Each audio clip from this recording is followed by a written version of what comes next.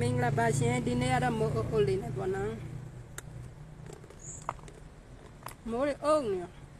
အင်္ဂလိပ်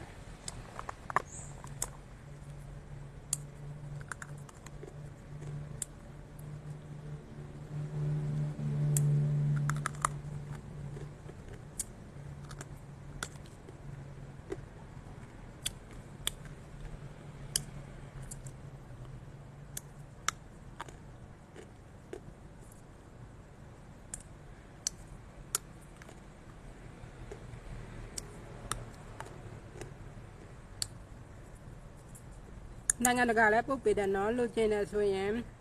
စီပီလာပါရှင်စီပီမှာလိပ်စာဖုန်းနံပါတ်လေးပေးပါပေါ့နော်ထိုင်းဘယ်နေရာမှာဆိုတော့ပုတ်ခါဖီ